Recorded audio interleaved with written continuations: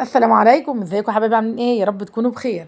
النهارده بقى هنعمل مع بعض صينيه مكرونه زي ما انتم شايفين كده، وهنعمل فراخ في الفرن مشويه، وهنعمل سمبوسه. عزومه بسيطه كده لابني ومرات ابني. هنعمل عزومه بسيطه كده وجميله ما شاء الله، وما خدتش معانا حاجه وسهله وبسيطه، وهنعملها نشوف هنعملها مع بعض ازاي. تعالوا نشوف هنعمل الجمال ده مع بعض ازاي. شايفين ما شاء الله السمبوسه؟ شايفين الفراخ؟ اللهم بارك، تحفه جدا. هنعملها بطريقه سهله. الفراخ كمان كانت سهله جدا، وريحتها كانت ما شاء الله اللهم بارك، يعني طعمها حلو جدا كمان، اللهم اكبر، جميله جدا. تعالوا بقى نشوف هنعملها مع بعض ازاي. بس قبل ما نخش على الوصفه بتاعتنا، يا ريت ما تنسوناش في اللايك والشير وتفعيل الجرس علشان يوصلكم مننا كل اشعاراتنا بكل فيديوهاتنا الجديده. تعالوا نسمي نقول بسم الله. احنا كان معانا زي ما انتم شايفين تتبيله، معانا حبايه طماطم، معايا بصلايه، معايا قرن فلفل، معايا بهارات، معانا ملح، معانا بابريكا، معانا كركم، معانا ورق لوري، معانا كل البهارات الخشنه، معانا مع بعضنا، معانا حبهان، معانا زي الورد، معانا كباب صيني، وهنا معانا زي ما انتم شايفين كده معلقتين من دبس الرمان بياخد الفراخ في حته تانية، ومعانا ربع فنجان خل، وهنا كوبايه زبادي. كنا احنا عاملين الزبادي بتاعنا طبعا في رمضان، ونزلنا كل ده في الكبه كده او في شفشق الخلاط وضربناهم كلهم مع بعض. وبعد كده نزلنا بمعلقتين صلصه، وهننزل عليهم كمان بحوالي 3 4 معالق زيت كده، هنقلبهم كلهم مع بعض. وهي التتبيله احلى تتبيله ما شاء الله اللهم بارك، وريحتها تحفه جدا. زي ما انتم شايفين كده معانا الفرخه، احنا هنقطعها مع بعض دلوقتي. قطعيها زي ما انت عايزه، عايزه تعمليها سليمه مفيش اي مشكله، بس احنا هنقطعها معانا النهارده عشان احنا هنشويها في الفرن. زي ما انتم شايفين كده انا هقطع النهارده معانا، هقطعها انا بحاول اشيل اي زيادات فيها زي ما انتم شايفين. هنقطعها بقى دلوقتي معانا، هقطعها 4 ارباع، وبعد كده هرجع اقطعها تاني كل ربع هقطعه 2. تمام. انتوا لو عايزين تخلوها 4 ارباع بس مفيش مشكله، لو عايزين تخلوها سليمه برضو مفيش مشكله، عايزين تخلوها 4 ارباع زي ما انتوا عايزين، الطريقه اللي انتوا عايزينها اعملوها. بس انا كنت عاملاها كده عشان عايزين يعني ايه زي بتاعت بره بالظبط كده، كاننا جايبينها من بره. وعايزه اقول لكم ما شاء الله ريحتها كانت اللهم بارك، يعني كانت حلوه جدا والله، وكانت الله اكبر، يعني كانت قلبت كده ريحتها كمان. يعني لو كمان حطوا لها حته فحمه بقى كده بعد ما تستوي، بس هي ما كانتش محتاجه اي حاجه، هي كانت ريحتها ما شاء الله. يعني انا حطيتها كده اوريكم عملتها ازاي، كانها مشويه فعلا جايه من بره. يعني انت لما تشوفيها كده ولا لما تاكليها كمان طعمها حلو جدا جدا. تمام. احنا كده خلصتها، قطعتها كده بالسكينه، بعمل فيها زي ما انتم شايفين كده فتحات كده فيها عشان خاطر اللحم بتاعها ما شاء الله، عشان الفرخه كانت معانا كبيره، فعشان خاطر التتبيله تشرب، الفراخ تشرب من التتبيله. هغسلها بقى تاني كويس جدا تاني، وبعد ما اغسلها تاني هتبلها. بصوا انا غاسله الفرخه وعاملاها بمحلول نقع. عايزه اقول لكم ان محلول النقع ده بيخلي الفراخ ما شاء الله، تحس الفراخ كده بيضه جدا جدا معانا كده، وبتبقى نظيفه جدا كمان، بتنزل كل الزفاره اللي فيها، بتساعد كمان لما تيجي تشويها او لما تيجي تسليها، بتخلي العظم بتاعها كده ما شاء الله ما فيهوش اي اللون البنك اللي احنا ما بنحبوش ده ابدا، لان هي بتشرب كده، اللحم بيشرب منها، وبتبقى حلوه جدا. جربوا المحلول النقع ده يعجبكم جدا والله، ده اختراع فعلا، يعني اللي اخترع المحلول النقع دون يعني اللهم بارك، يعني بجد يشكر جدا. تمام. المهم زي ما انتم شايفين دلوقتي خلصناها كده، ودلقت التتبيله كلها عليها وقلبتها فيها، اغطيها بقى وعينها في التلاجة. انا كنت عاملاها قبلها بيوم بالليل. هنا معانا بقى اللحمه، نعصج اللحمه، معانا بصل، معانا فلفل، معانا بهارات، معانا ورق لوري، معانا حبهان، زي ما انتم شايفين معانا فلفل حامي. طاسه على النار، نزلت فيها كده بحوالي معلقتين من الزيت، ونزلت فيها معلقه من السمنه، واول ما ساحوا معانا نزلنا بكميه البصل اللي عندنا، هنقلبهم تقلبتين كده لحد ما يتبالوا معانا. وبعد كده هننزل باللحمه المفرومه.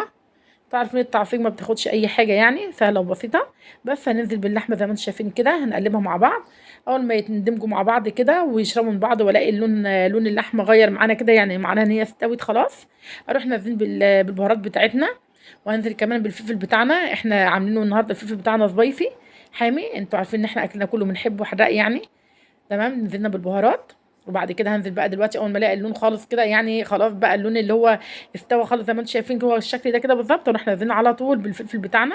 هو تقلبتين وهطفي عليهم خلاص، مجرد بس ما يتبروا شويه هطفي عليها وكده خلاص، اللحمه المعصجه بتاعتنا خلاص استوت كده، هي ما بتاخدش اي حاجه معانا. تمام. بعد كده هرفعها من على النار بقى، وزي ما انتم شايفين بقى انا هعمل سمبوسه. دي بقى كان تاني يوم خلاص كده قبل الفطار. زي ما انتم شايفين دي جبنه قريش، اي جبنه انتوا عايزين تعملوها. دي معانا بقدونس، انا خرطته ناعم كده بس من غير العيدان، الورق بس. وزي ما انتم شايفين كده دي لفه سمبوسه انا بحشيها معايا، انا كده هعمل بس كم واحده كده لول بس، عشان زين ابني كده طبعا حراق عليه الفلفل، فعشان عملت له من غير ما يكون حراق كده، من غير فلفل يعني. هحشي له كم واحده كده، وبعد كده هزود الفلفل بقى ونحشيها لينا كده. تمام. طبعا هو زين الخير والبركه طبعا، هو اللي بينا كلنا، ربنا يبارك لنا فيه يا رب. تمام. هنزل بقى كده، حشيت كام واحده كده، بعد كده هنزل بالفلفل بقى واقلبه كله مع بعضه. وكان معانا شويه جبنه موتزاريلا كده حطيتهم، وجبنا اللحمه بعد ما خلصت الجبنه. جبت لحمه من معصجه، انا كنت معصجاها للمكرونه، وحطيت عليها زي ما انتم شايفين كده شويه من الجبنه الموتزاريلا وشويه خضره، وهقلبهم كده حشيتهم بيها زي ما انتم شايفين ما شاء الله. دي كل الكميه، كمان فاضل منها كمان شويه كمان من اللفه، شلتها بقى لقيت فيها زياده. هنا زي ما انتم شايفين بقى التتبيله اهيت، الفراخ المتبله معانا قبلها بيوم، وهنا معانا الشبكه بتاعه الفرن الكهرباء، وتحتيها الصاج زي ما انتم شايفين كده. هرص عليها الفراخ بتاعتنا، وهكون مشغله الفرن فوق وتحت كده مع بعض، الشوايه والفرن. ومجرد ما يسخن الفرن تسخن معانا، هروح نازل زي ما انتم شايفين كده، احط كوبايه ميه في قلب الصاج وهدخلها الفرن على طول. وهثوم بقى مش هتاخد اي حاجه، لان هي متبله من قبلها بيوم ما شاء الله، وشاربه من التتبيله، وهتطلع طعمها اللهم بارك احسن من الجاهزه كمان والله. وجربوها هتعجبكم جدا. هنا بقى مكرونه حله على النار، نزلنا فيها بمعلقه من الملح ومعلقتين من الزيت، واول ما غليت معانا نزلنا على طول بالمكرونه. طبعا كلنا بنعرف نسلق المكرونه ازاي، يعني مش محتاجه افتكاسات ولا اي حاجه. هنا بقى على النار انا ولعت على كيلو ونص من اللبن، او ممكن كيلو لبن ونص شوربه. هنا بقى معناها هنا 4 معالق من الدقيق ومعلقتين من النشا، رشه ملح، رشه بهارات، رشه فلفل اسمر كده بسيطه، وهقلبهم مع بعض. وبعد كده هنزل عليهم بقى بكوبايه من الميه كده، هفكهم لحد ما يبقى معايا قوام كريمي كده. دي اسلم طريقه واسهل طريقه للي لسه يعني ايه بيدخلوا المطبخ جديد، او اللي بيخافوا ان البشاميل بتاع المكرونه بيكلكع معاهم او بيتكتل معاهم. شايفين انا خدوه زي ما انتم شايفين كده، شايفين سائل جدا معانا كده وكريمي خالص. هنا اللبن على النار، اللبن خلاص هيغلي، بروح نازله بالكميه كلها الدقيق اللي عندنا بالنشا، وهقلبه زي ما انتم شايفين. بصوا ما فيش ثواني والبشاميل بتاعنا خلص خلاص، شايفين ما شاء الله يعني. طريقه سهله وبسيطه جدا، جربوها هتعجبكم جدا والله. هنزل عليه بقى دلوقتي خلاص كل الكميه، وبعد كده هنزل عليها بمكعب مرقه، وهنزل عليها بمعلقه سمنه كبيره، بس زي ما انتم شايفين كده. هخلص كل الكميه بقى، اخلص كل البشاميل بقى، اول ما يخلص خالص معانا البشاميل، هروح جايه بعد ما يخلص البشاميل كله كده خالص خالص، هروح جايه طفي عليه بقى على النار، يكون المكرونه معانا خلاص خلصت معانا المكرونه. هروح جايه عامله صينيه المكرونه، وهنعملها بطريقه سهله جدا جدا، هوريكم دلوقتي انا بعملها ازاي. شايفين ما شاء الله، يا خلاص كده اتاكدت ان خلاص كده غليت معانا، واتاكدت ان خلاص ما بقاش فيه اي اثر للنشا، وان مش هتبقى معانا فيها اي طعم من الدقيق او طعم من النشا. كده ده مكعب من مرقه الدجاج بيخليها طعمها حلو جدا على فكره. وعلى فكره ما تعملوه الشوربه مع اللبن بتبقى طعمها حلو جدا برضو، بس انا عاملاه النهارده كان ما عنديش شوربه، فكنت عامله الكميه كلها كده من اللبن، عشان انا عملت الفراخ كانت في الفرن النهارده مشويه زي ما انا قلت لكم كده. هنا بقى شويه من الجبنه الموتزاريلا كده، نزلت في قلب البشاميل بتاعنا قبل ما اطفي على النار، مرفوعه من على النار. ما شاء الله يعني البشاميل كان طعمه تحفه وكريمي جدا جدا ما اقولكوش. دي بقى هنا معانا هنا الصينيه بتاعتنا، انا هدهنها دلوقتي من السمنه، وبعد ما ادهنها بالسمنه كويس زي ما انتم شايفين كده، اروح نازله عليها بشويه من البشاميل بتاعنا. وبعد ما انزل بشويه من البشاميل بتاعنا زي ما انتم شايفين، اروح نازله بنص كميه المكرونه. شايفين المكرونه انا مش سلقه المكرونه سليق كامل، انا سلقه المكرونه حوالي 3/4 سليق زي ما انتم عارفين. طبعا المكرونه بتتسلقش قوي عشان ما تبقاش معجنه معانا.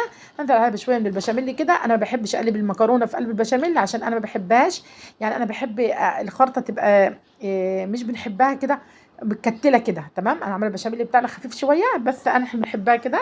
وبعد كده هنزل زي ما انتم شايفين كده بكميه اللحمه اللي عندي، ممكن تعملوها بشاورما، تعملوها بفراخ، تعملوها باي حاجه انتوا عايزينها. وبعد كده هنزل بقيه كميه المكرونه، وبعد كده هنزل بالبشاميل اللي على الوش، واظبط الوش بتاعها كده. وبعد ما اخلصه خالص بضايه ومعاها رشه فلفل اسمر ونص معلقه سمنه كده، وهقلبهم مع بعض، هفردهم على الوش، هندخلهم على الفرن على طول.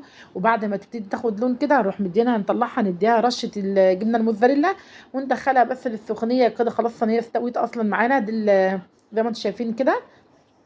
السمبوسه احنا بنقليها لقيناها وخلصناها. شايفين الفراخ ما شاء الله شكلها تحفه جدا، والطعم اقول لكم حكايه، والمكرونه جوسي جدا وطعمها رهيب.